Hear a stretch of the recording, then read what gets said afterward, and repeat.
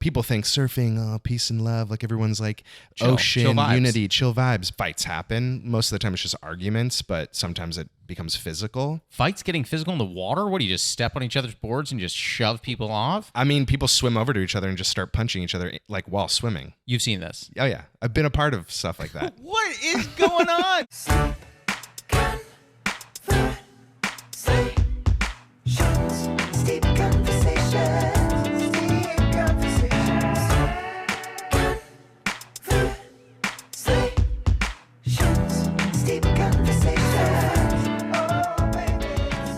I had someone once say to me, like, I just don't understand myself when I said I also just don't like being hurt.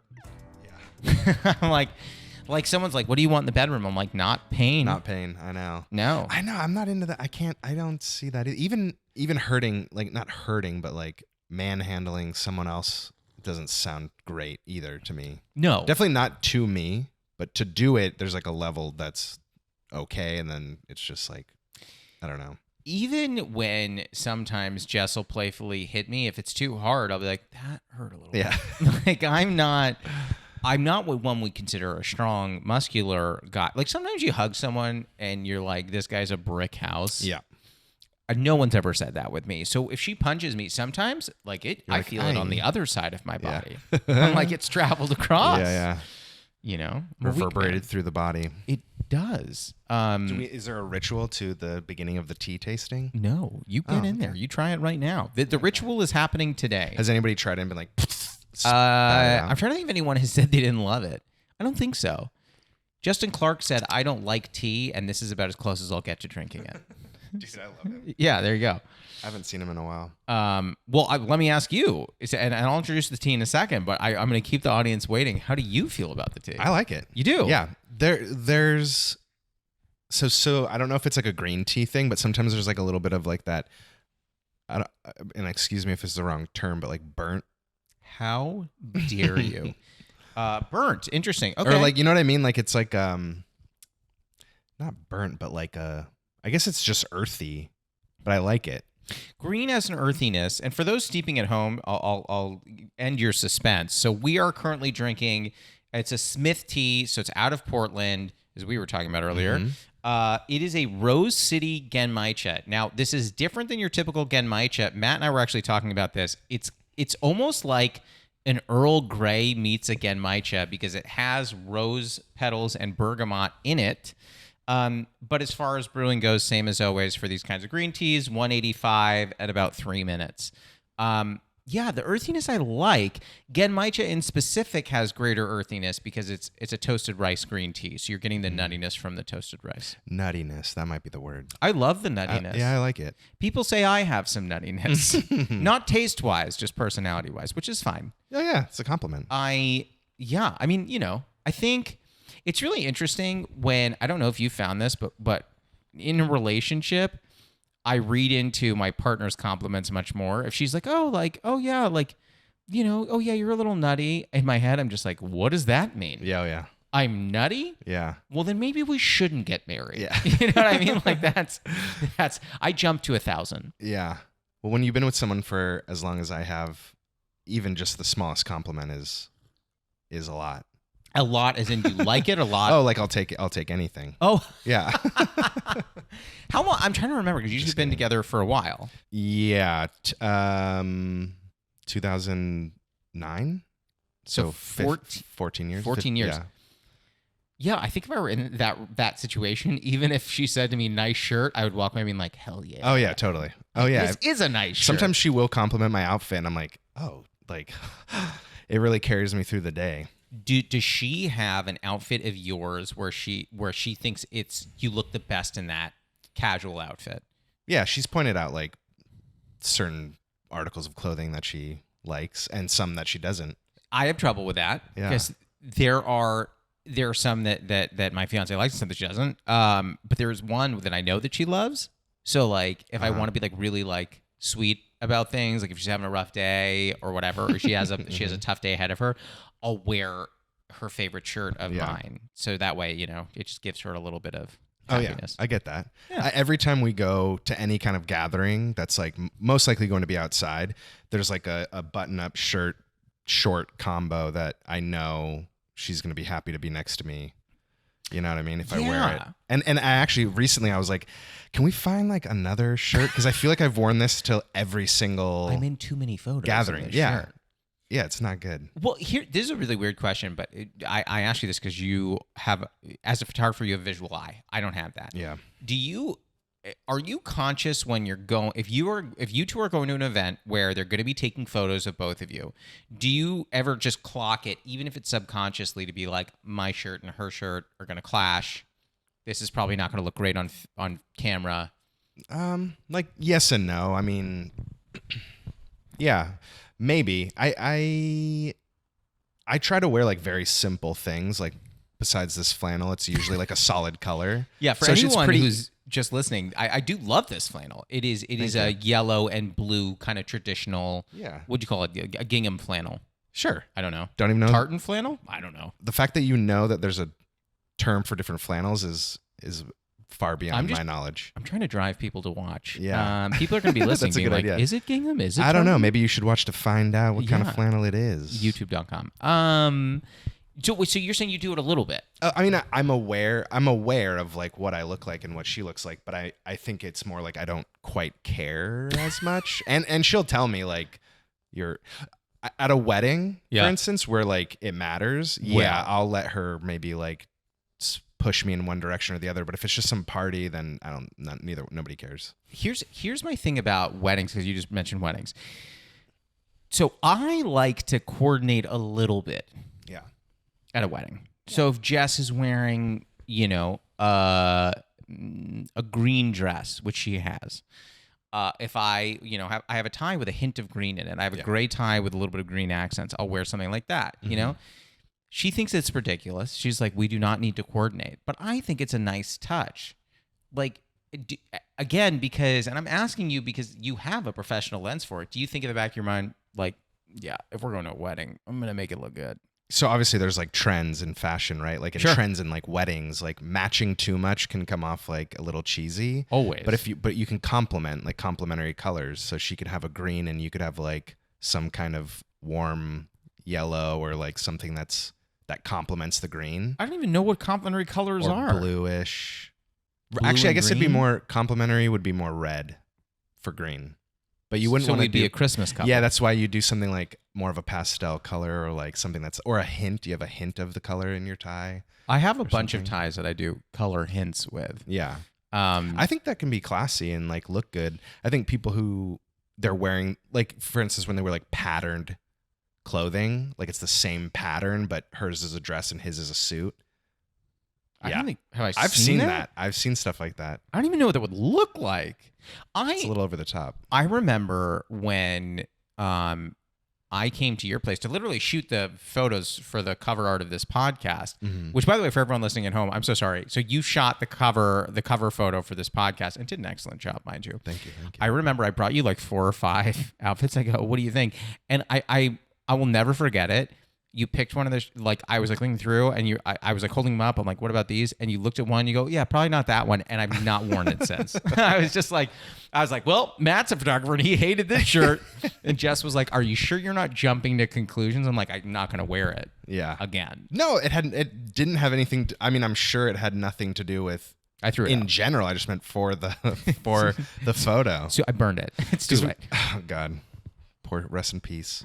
Usually it just, the reason why I say yes or no to certain outfits is because of what backdrop we're using. You know what I mean? So if I see. Yeah. Because you started doing stand-up. Yeah. Were you also a photographer already, or did you make a transition? Yeah. So I started shooting when I was in college, and I was mostly doing like weddings and like small events. Really? Wait, you were shooting weddings as a college student? Yeah. Yeah. That had to be nice change in your pocket.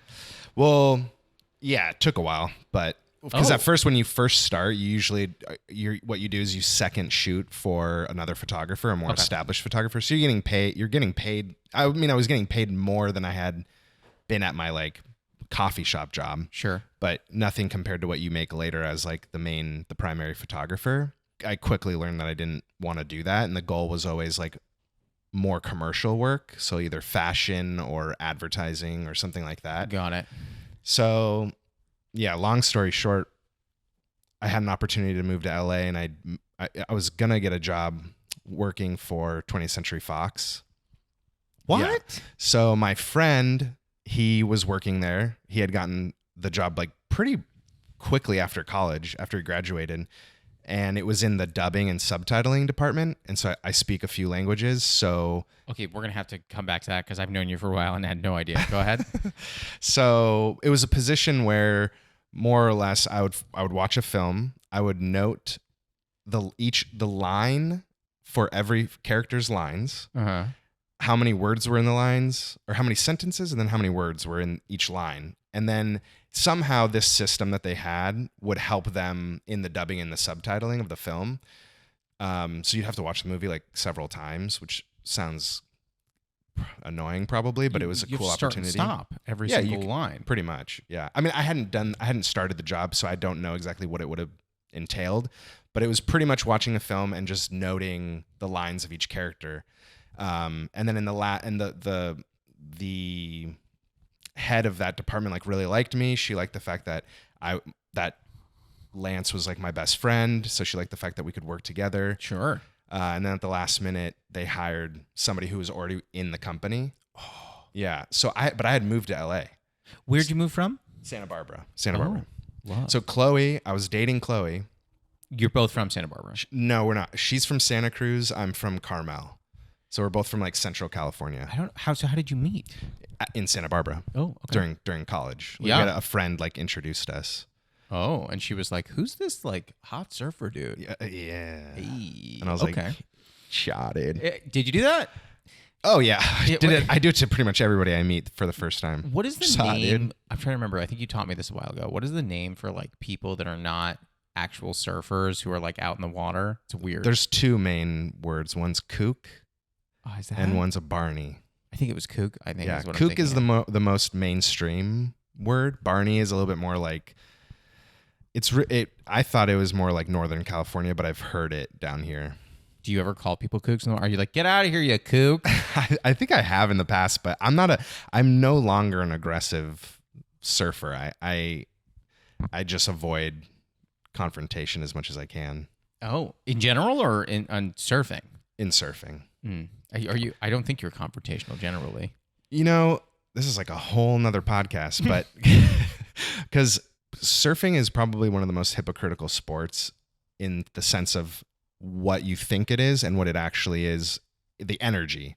So people think surfing, oh, peace and love, like everyone's like Chill vibes. unity, chill vibes, but it's people are aggressive, they're annoyed, there's too many people in the water, there's a lot of people who are learning for the first time and they don't know the etiquette. Mm-hmm. And so fights happen. Most of the time it's just arguments, but sometimes it becomes physical.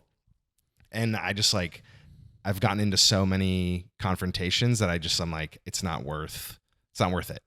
What fights getting physical in the water? What do you just step on each other's boards and just shove people off? I mean, people swim over to each other and just start punching each other like while swimming. You've seen this. Oh yeah. I've been a part of stuff like that. What is going on?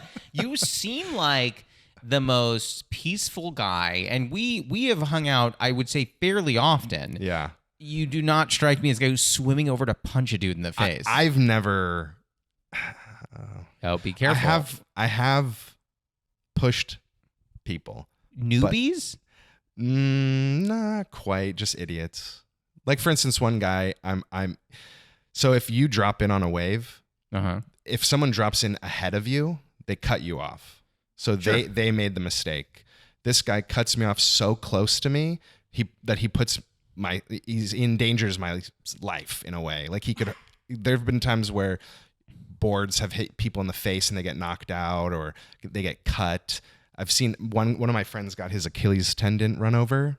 So it got sliced open. Dear God. Yeah. And people get concussions. Like if the waves are big, you can drown. Like it's dangerous. But the guy got so close that I shoved him off his board while we were like surfing. And Did he come find you after and was like, no, what the he hell? knew what he did. So he just ignored me Okay. and like paddled out. But one time when I was in high school, this is actually like probably one of my best stories because it's so ridiculous. Yeah. In high school, I'm learning at the time. I started kind of late. I was learning when I was like 15, But I learned in my 30s. Go ahead. I dropped in on a wave, and there was no one behind me that I saw. All of a sudden, a guy is behind me. So it like came out of nowhere, but he was behind me. So he surfed behind me for a moment, and then he jumped off of his board onto my back, piggyback style. And then we fell into the water. When I got up, I was like confused, and he got in my face and started like yelling at me that I like, shouldn't have cut him off. Turns out like later that year, we were at like some school dance, and you know how you'd always go to like dinner like before the school dance, like prom or whatever, you go to dinner. Yeah. Sure. So we were at this dinner, and my friend had a date who was from a different school. And I told him this story, and he was like, "Oh my God, dude, that's my water polo coach." He told the team about it. Like he was bragging about it, that he did that. He's like an adult. That's insane. I know. Did you ever find this guy? No, I wish. Should have wrote in his car, kook. I have stories about that too. What is? By the way, don't think that I've lost the thread. For anyone listening, I am going to get back to the thread. But you wrote on someone's car? No, people. So my buddy and I, he's from Big Sur and I was from Carmel. We drove up to Moss Landing, which is kind of like no man's land. There's not a lot of people who live near this surf break. Yeah. So people from different towns share it, but certain people claim to be local there. So we go, we surf, we get back to his car. Every single window was waxed. Like with board like wax. With surf wax. So every single window is completely waxed. And then on the back, it says "Go home, kook." And then it had a circle with a V and then a slash through it on the back. And for like 10 minutes, we were like, Virgin? Yeah. For 10 minutes, we were like, what is the V? Like we didn't even know what that was. Like we couldn't understand that symbol. It wasn't clear that it was a V. It's made out of wax, It's like not great. And I looked down at his license plate, and the frame around the license plate said Ventura Auto Mall or whatever. Mm-hmm. Like his dad had bought the car in Ventura or something. Yeah. So they thought we were from Ventura. Oh. So they waxed his car. How hard is that to get off? It's hard. It takes like a while. You probably have to hold a flame up to the glass. Yeah, hot water, and you have to scrape it off with a the surf comb or or ice scraper or something like that. Yeah. Dear God. Yeah. Okay, for those that are listening, they're going to kill me. So let me take you back a little bit. Okay, so what we were talking about is you were supposed to take that job. You'd already moved to LA. You were already dating Chloe, who I believe in the story at the time is still in Santa Barbara, and you're in LA. So we were both in Santa Barbara, and we had started to live with each other. It was our first year living together. Interesting that you didn't say live together, live with each other. That's an interesting way to phrase that. Yeah, okay. Yeah. How long into dating were you now living together? So we had been together 2 years, and then dated or moved in together our third year, I think. Oh, wow. I believe. I mean, I'm saying oh wow, even though like Jess and I were together for 9 months before we moved in together, but that was because a global pandemic forced us to move in together. Yeah. I don't know that I would have felt as comfortable in a shorter time period. We were so young. Like when we first met, she was 19 and I was 21. So like we were very aware that we should take it slow. Yeah. We were in no hurry to move things forward in that way. So I think after 2 years, it was kind of like, so she graduated after me. So I'd already been living outside of like the college community. Sure. And so now that she graduated, she was like, let's move in downtown Santa Barbara and live downtown and be roommates downtown. Yeah. Be roommates. But yeah, so I'd got this job offer, and before I actually got the job, I was like we should move to LA together because I'm not going to make that commute every day. No, that's insane. Yeah, insane. So she was like, all right, let's go. Like she's honestly so amazing. Like she was always down and is always down for adventure and to do things as long as it like makes sense in a way. So we moved down, and then maybe 2 weeks after we move in, they told me that they gave the job to somebody else. So we were both in LA with no job. And you already signed a lease? And already signed a lease. Excellent. Yeah. And so luckily she found one quickly, and I just started doing these like little weird odd jobs at first. Like I was a runner for this like jingle company. So they made like jingles for commercials and stuff, and I would run gifts to like their clients, just like their thank you gifts. Did you ever take anything? Did you ever go to drop off a gift and the person wasn't there and you just kept the gift? Oh, no. You should have. I know. There's some nice gifts.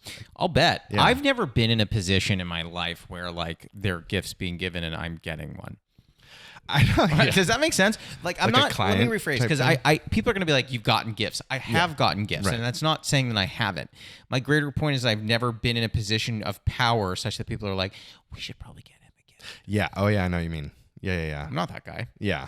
No one's trying to win over my praise. No one's Yeah. like, let's get that man a gift. The only gift like that I got that made me feel special, even though everyone got it, was when I joined Dr. Squatch. Like, Yeah. everyone got it when they joined the company, get but when soap. I got it, well, it was like a really nice backpack, a thermos, a blanket, like a mug or something. But I was like, oh my god, I've never been like gifted something like this. It's nice. It was nice. Yeah, it was really nice. Yeah, I like that. All I get is sweatshirts branded with the company, and I'm just like, I know, when are you gonna wear that, right?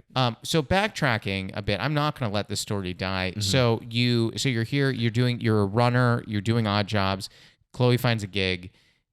It did not occur to you at this point to start doing photography to make money? So I was doing photography Okay. still. Yeah. I early on, I was fortunate enough to have American Express as like a client. So Amazing. one of the photographers, or like the photographer I was working for in Santa Barbara, he stopped doing weddings and he started doing more events, and Amex was one of his clients. And so I was his like, if he was doing an event and there was another event going on somewhere else, I would shoot that event. I was Okay. like his staff photographer. Yeah. So I was shooting for Amex, maybe a wedding here and there, just because I needed money. And then I started doing headshots. So I basically just like, I like created like a Groupon, and then I just started like building a portfolio of headshots, whether it was acting or corporate. And then I also would do test shoots for like modeling agencies, which are basically headshots for models, to try to just like widen the portfolio. And then I was working for Pier 59, which was a photo studio like Milk and Smashbox. Basically, like if you have a photo shoot, you rent out a space in this building to do your shoot. So I was one of the like equipment managers. I would be in this big equipment room. You'd come over and be like, I need this many lights, these modifiers, these stands. I'd give them to you. You'd use the studio, and then you'd give them back. So I was doing that for like a year or two. Were you not scared in this process? Like, you moved to a new city, you don't have a job. Mm-hmm. Your partner, presumably at the beginning, does not have a job. Like, the way that I function as a person, which I'm not thrilled with, is that I'm very risk averse. Mm-hmm. So if I hit a snag like that, I think that intellectually, emotionally, and spiritually, it would really throw me. Mm-hmm. It did not throw you? No, I mean, honestly, this sounds like dramatic, but ever since I left my home, like my parents, my home, going to college, and ever since I left, I was just scrounging for. It was always a risk. Everything I did was a risk because I wasn't doing anything traditionally. I studied. I went to college for a little bit. I dropped out, and I just tried to make things work as a photographer. So You I was, weren't scared of that? You weren't scared to drop out of college? honestly, actually dropping out, no. But pursuing photography, yes. Because there was no one in my life ever growing up that said, take that risk. They were always like, that is a risk. So don't take it. So yeah, or just be careful, be aware, like have a plan B. But I knew that having a plan B would just stop me from pursuing it. So I pursued it the best I could. I didn't know how to do it. I didn't really know like what kind of photography I wanted to do until later, until comedy. I thought it was fashion, but when I got in that world, I was like, ugh, it's first of all, it's really difficult to be successful. So Yeah. I know a lot of photographers that are amazing and they're struggling. Like a lot of them are doing like e-commerce work, which is so boring and repetitive. Basically like outfits, a model wears an outfit on a white backdrop, and that's what you see on a website. Like if you go to like, Lululemon.com and you see the model wearing the pants. It's like that kind of stuff. Never. I own multiple shirts. Go ahead. I love Lulu. Yeah. Yeah. So, They're not a sponsor, guys. Don't go shop. Don't go there. Promo code. Yeah. Promo code steep. Yeah. You should hit them up. I'm in. If they send me free, Some steep if I were leggings. big enough to get sent free stuff. Yeah, dude. One my day. God, do you think they would brand a shirt? That'd be dope. Steep lemons. I nailed it. Honestly, you know what? I think I'm gonna quit, and then I'm just gonna go. Just get into that. I'm gonna solicit. Yeah, I'm gonna solicit Lululemon. Yeah. That's so interesting that like maybe you're just programmed differently than me. You were programmed with a fearlessness almost, or a willingness to embrace that fear. Mm-hmm. In every aspect of my life, I am. This is gonna sound inane. I'm fearful of fearful situations. Yeah, I understand that. Fearful of risk. I'm fearful of pursuing things. I think that when you pursue anything, really pursue it, you have to give a part of yourself up. Because if you pursue it and you fail, you have to give a part of yourself up that always knew that you could succeed. If you attempt it and you succeed, you give up the part of yourself that always knew wanting that. Mm-hmm. Right. So it's interesting. I'm always scared to cross that barrier. You come face to face with it and go, yeah, all right, let's go. Yeah. I mean, I'd be lying if I said I wasn't scared at all. I mean, there were definitely moments. I think the biggest thing was I had faith that if I stuck with it, it would turn out okay. I never knew. And this is something that I told Chloe really early on at the very beginning of our relationship. I was like, I'm pursuing photography. I have no idea when I will become successful because I'm going to pursue one of the more difficult fields of photography, which is like entertainment photography. It's very difficult. It's like weddings, people make tons of money shooting weddings. Sure. As long as you're about not to hire someone who I am sure is going to gut me financially. Yeah.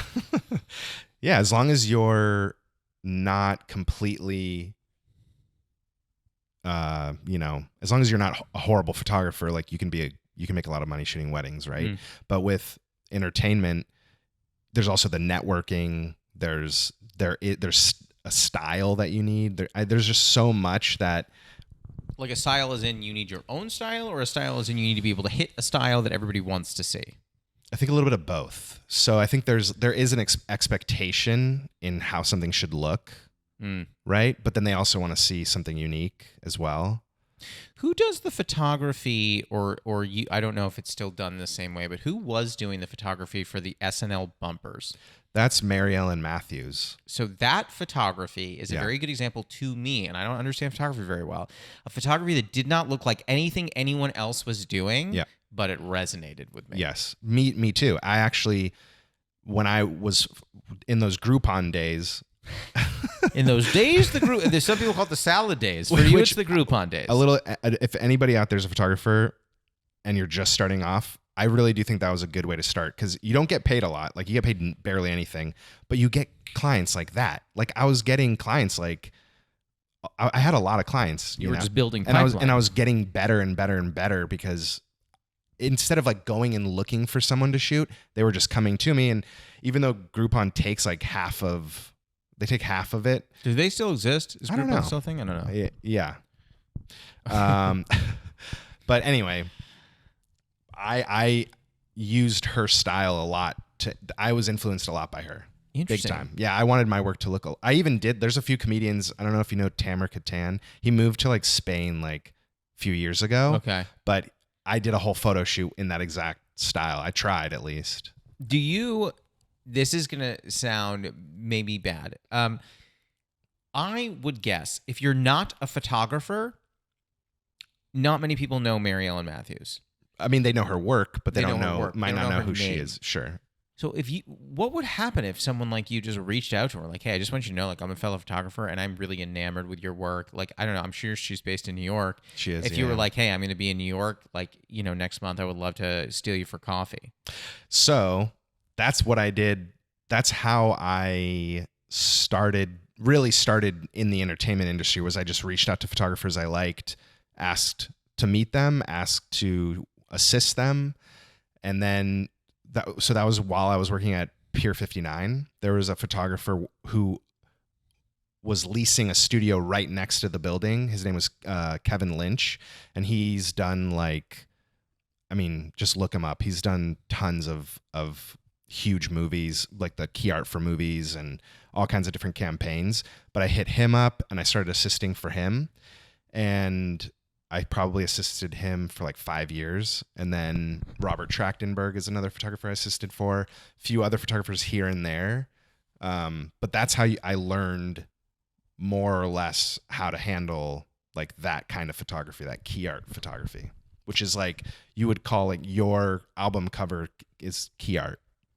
I mean, it's so good. I mean, it was the guy who did the editing did a great job.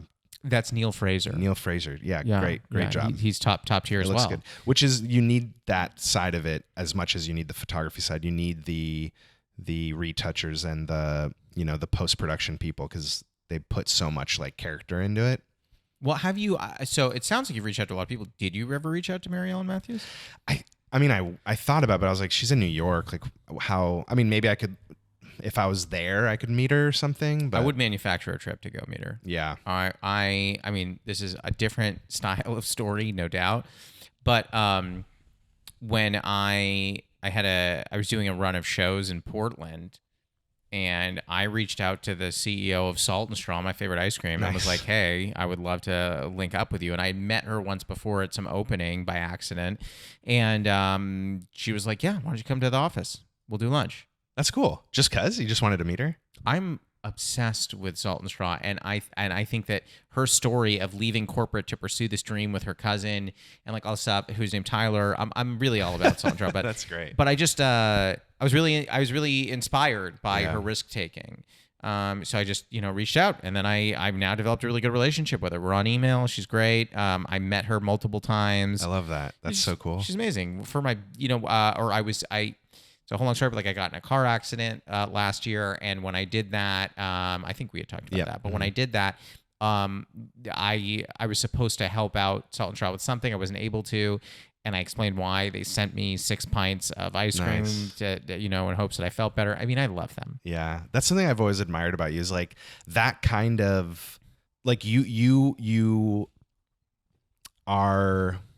Sorry, I'm like blanking on words, but please, it's about to be a compliment. I'll take it. Yeah. You're just so good at like creating relationships and like really in the best way. Like those reaching out to photographers, there was a purpose to it that was more selfish. Like I wanted a job or something, but you genuinely just want to get to know people and meet them, and that's awesome. I like that. You know what's funny? So I reached out recently to someone you know very well, Greg Fitzsimmons. Yes, I think I've told you this story, but like I met his wife by accident. I like my podiatrist.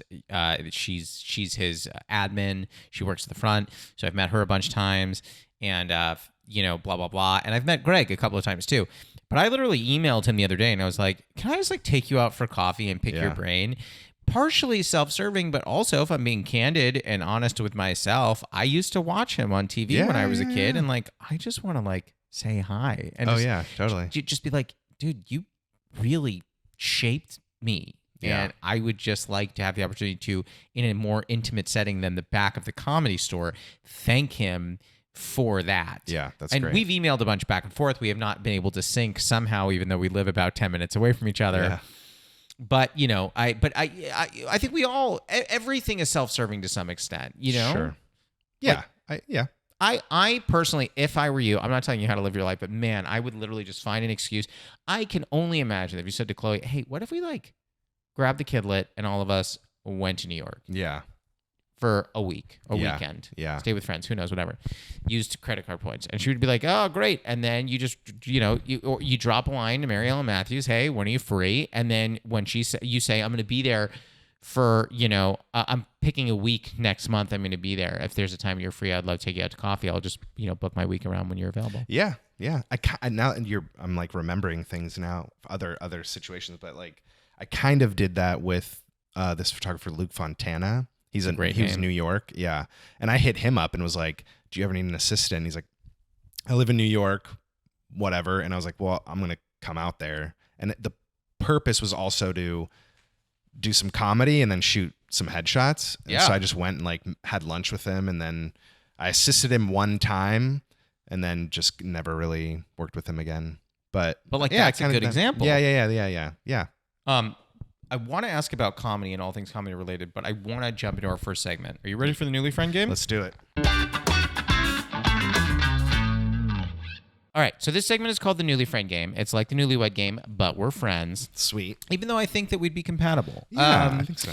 Okay, so the way this works is I ask you a question, you write down your answer, Okay. then I write down what I think your answer is, Okay. and then we flip it and see if we have the same answer, and then we do a same or different question for me. Sweet.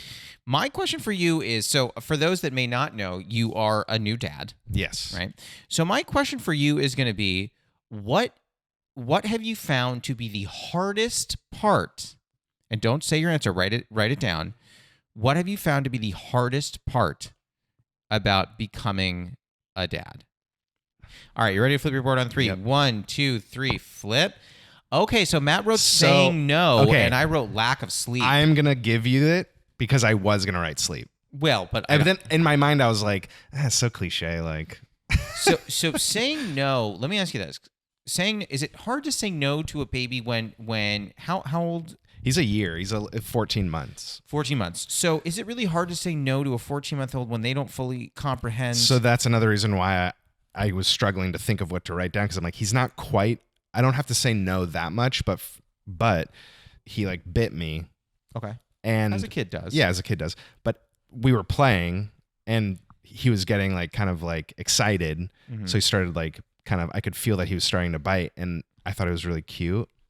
So to say no, it made me feel bad to be like, no, like don't do that. And I had to, because he bit me hard, and I said it and he started crying, and you're like, oh, this is going to be the hardest part of being a dad, is going to be telling him things that he can't do and all that. Like, Yeah. being a father, what fathers do, it's going to be hard. The lack of sleep though is definitely number one. Yeah. So, and I've said this on the podcast before.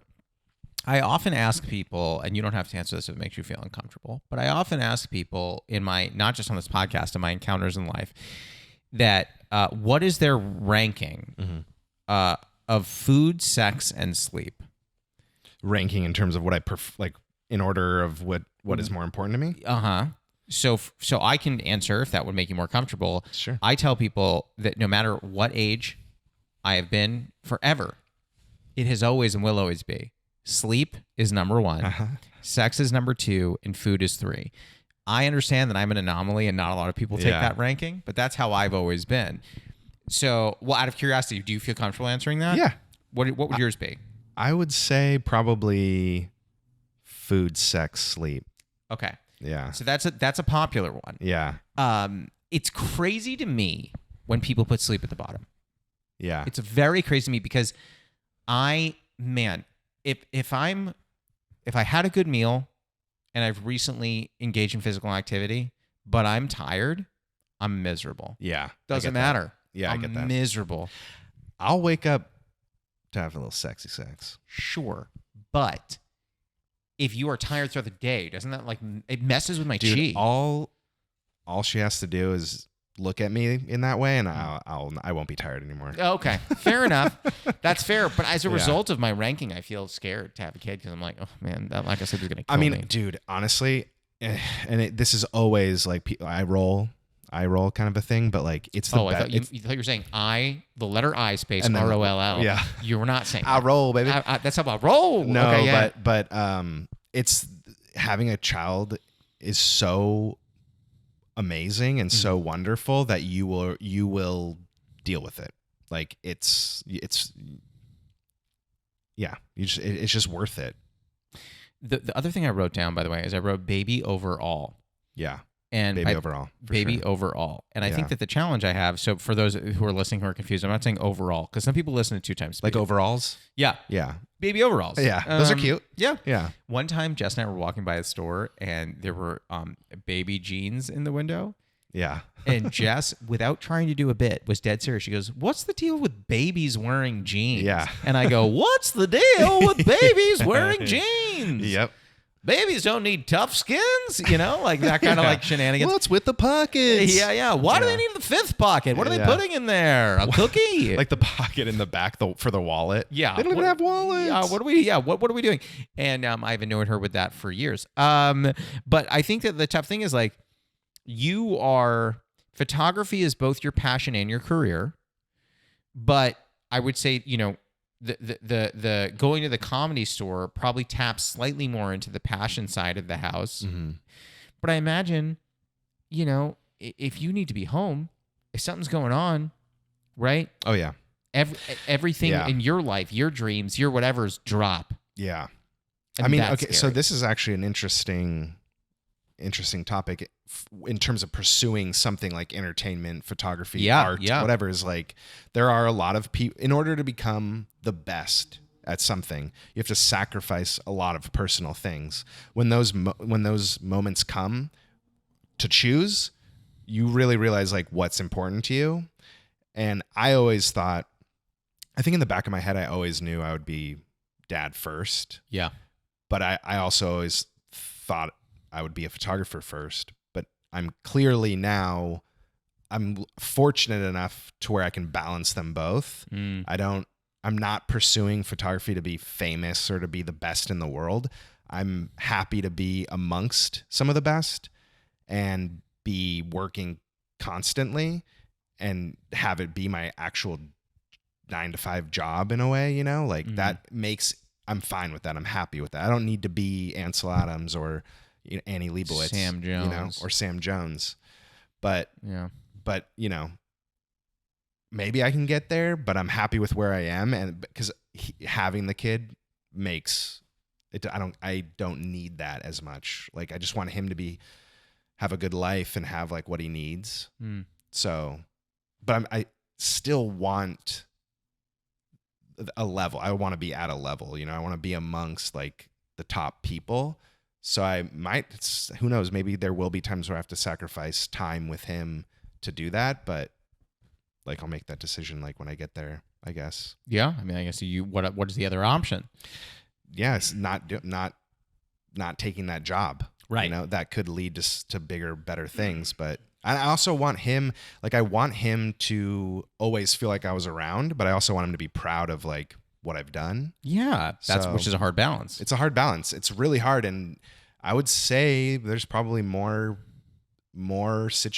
instances than not where the people sacrifice their family for that career. Whether it's in entertain or like in the arts or not. Right. Of course. Yeah. So I think it's hard. It's a hard balance, but yeah. I mean, okay, let's get to mine next so we can put these boards down.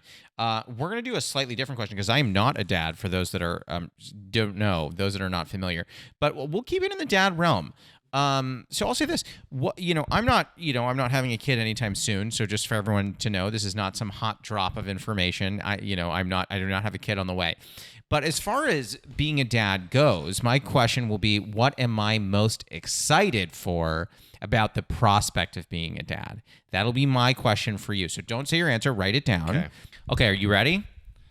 Yep. All right, flip your board on 3. 1, 2, 3. Okay. So you got one. Dude, I got both of yours. Yeah. So Matt wrote baby jeans and telling jokes.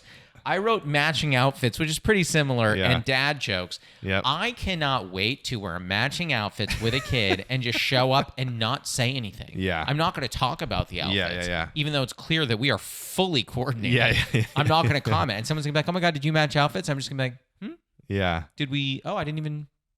Oh, funny. That's so weird. Oh my God. Yeah, you're right. But we are matching. Everywhere we go, we're going to be fully matched. And then dad jokes, I feel like I'm coming into my own as a dad joke teller, and I think I'll really hit my peak when I actually have a kid to tell these dad jokes to. Dude, same. Yeah. I've been telling dad jokes for way too long. Chloe is annoyed all the time. Dad jokes in training. Yeah, they're gonna get better and better.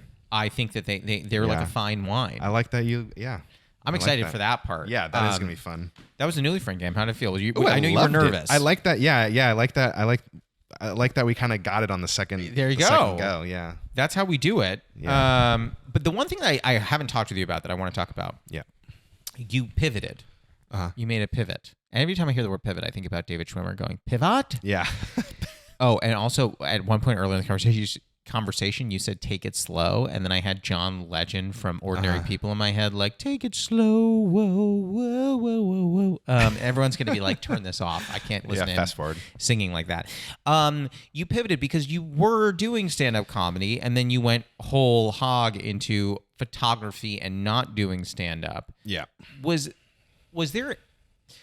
the driving factor of making that decision the idea that you came to a better understanding of what filled your cup, or was it more along the lines of you felt that you had greater skill in one arena than the other and then chose to pursue it, or both? Yeah, kind of both, I guess. I always thought I was funny. I always like joking around. I think you're very funny. Well, thank you. I always did like sketches and made little videos with friends through high school and in a little bit in college, and I was like writing a pilot with a friend when we moved to LA. Sure. And so, that was always on my mind. And then one day someone asked that same friend if they knew a photographer who could shoot a comedy show. And so I was like, I'll do it. I'd never done it before, but I was like, I'll do it. It turned out to be the showcase from a comedy class. Okay. So when I saw these students perform for their first time on like a stage at the Ha Ha in North Hollywood. Oh, I'm familiar. I was like, this is their first time. They seem so comfortable. Like maybe I can benefit from like doing something like this, like taking and it could be fun. I love comedy. Like I was, like most people, I had the people I listened to and watched all the time, the comedians that I liked. And so I took the class, and then from there I just started performing. And as I was doing, I did it for maybe like 4 years-ish or something, maybe 5. Yeah, and that's not a small amount of time. Yeah, as I was doing it, I was still pursuing photography, which was always the number one passion. And then I think after a while, I was like, you know what? I love photography so much that I need to dedicate all of my time to that. Interesting. So it was not necessarily a disillusionment with comedy. It was a love for photography that pushed you in that direction. Yeah. And if you want to be a comedian, you have to dedicate a lot of time to it. You have to write during the day and then perform at night. So there's a lot of traveling involved. I didn't really want to do that. And I also felt like, why take time from other comedians if I'm not going to take it seriously? Like, I know there's a lot of opportunity in this city, but I just felt like, why do it as a hobby? You what? I said, I don't know if I'd agree with that. Okay, yeah. I mean, maybe there is, or maybe there. At the time, I felt like there were enough opportunities for sure. But then I was also like, I'd rather not get in the way. And I don't think it didn't hit me. The passion wasn't there as much as it was with photography. I had to be honest with myself. That was basically it. But I wanted to stay in the world, so I was like, I just kept shooting shows. Yeah, and then eventually I started doing more one-on-one work with comedians, like off stage, like in the studio. Yeah. Do you and you don't have to answer this, but like, so you are one of the main photographers at the Comedy Store. Yes. Do you not ever see someone on stage and think, oh, I could do better than that? I did for a while. I think now I don't really think about it that way, but there were moments where it wasn't I can do better. It was like, if that person's doing that, I can do it too. You're like, this is what you're putting out there? Yeah. I think it was the same thing with photography, where you see stuff, people getting like ads or billboards, and you're like, oh my God, I could do that. I think I had that more for photography. I was like, I could do way better than that. Like, I should be doing that. It's because I always wonder when people pivot, which it was not a full pivot for you. It was kind of just like a more realignment. But like when I see some of that, I always wonder like, what is the driving force? And it comes back to, again, what I was saying before, which is like in sales, there is push selling and pull selling. And the differences are that in one instance, you could say to someone, this is if you want to be cool and cutting edge, you need this. Yeah. That's pretty interesting. The other one is, you're missing out because everyone else is already doing this and you're not. So those, and this is oversimplification, but those are two kind of ways that people sell. And I bring that up only to say, in each of our brains, it's a question of like, what kind of person are you? What motivates you? So in your regard, it was more along the lines of photography pulling you toward it versus your experience with comedy pushing you away from it, which I think is like such a healthy thing. Sometimes I wonder if what leads me in my life is a push or a pull. Well, do you ever dread doing comedy? No. Then it's probably you're being pulled towards it. Sure, but Right? like, Yeah. but think about this. What happens on those moments on nights where I know I should be out, maybe going to a show, maybe hanging out at the Comedy Store, and instead I want to just sit on my couch with my fiance and watch TV? That's human nature, man. I know, but like that's the one that's not the one, but that is an issue with comedy is it takes place at night. So it's like it's hard to get to. That was happening too. After a while, I was performing and I was shooting, so I was out like every night. And after a while, I was like, I can't do this. Like I'm not hanging out with Chloe. Yeah. I'm driving like all over the place. Because these shows are everywhere, and you never know what kind of show you're going to get. Oh my God, that's also what led me to pursue only shooting at like the Comedy Store and the Improv and like Dynasty Typewriter and stuff. Was like I was shooting at these bar shows that were just not good. Right. It is interesting sometimes when you walk on a stage as a photographer or a comedian, when you walk on a stage and you go, this feels like where I should be. Yeah. I remember you and I were at Dynasty Typewriter, and I was like, this is where I should be. Yeah. And then I went and did a show at a taco bar that had 4 people at it. I think like the next night, and was just like, well, this is where I am. Yeah. I think damn it. That's the only benefit, like the only upside that I have is I can actually say no to those things. But sometimes as a comedian, you have to do those shows just to work on your craft, Yeah, well, the funny thing is, so I do a lot of shows out of town, and Jess was recently saying to me, how come you haven't been doing as many shows in LA? And I was like, I haven't really been reaching out to any of them because it's just so tiring. You send 15 emails and you get on a show and it's got like 2 people, and one of them is being what I like to call assaulted with comedy. They're just like, I just came here to have a cookie. Yeah. What is happening? Yeah. So like you deal with those people. Yeah. And totally. Like, what do you do? I know we're running up on time. Are you ready for the lightning round? Let's do it. So the lightning round, it's 5 fast questions. They do not at all have to be fast answers. So feel free to take your time. Oh, yeah. Ooh. I might have to. My brain is slow. Hell yeah. Question 1. What is a favorite ritual of yours? So mine is brewing tea. What would one of yours be? Yeah, I would say mine's like having coffee and reading in the morning. You read in the morning? I mean, ideally that I would do it every day. Definitely. For how long? Like 15 minutes, 20 minutes? I mean, that's what it is now, but back when I had less responsibilities, maybe like i.e. no baby. Yep. Yeah, maybe like an hour of just like, taking my time, making the coffee, reading. You're waking up earlier in order to do that. Now? No, even back in the day. Well, I mean, so I never would book like a client before 11 a.m. Smart man. So I would have like a morning to also set everything up, blah, blah, blah. But I'd have like an hour for sure to have coffee and read and just chill. Interesting. I would never do like 7 a.m. photo shoots. Like, does anyone? Yeah. Oh. When I would assist for like the bigger guys, you would be setting up at like 6 a.m., getting ready to shoot by like 8. Immediately maybe. No. Yeah. Immediately no. Yeah. Because sometimes it takes all day. Sometimes that's just when you can get the talent, I don't know. Interesting. Yeah. It was rare that you'd start like late morning. What is a running bit you have with a friend or partner that makes you laugh?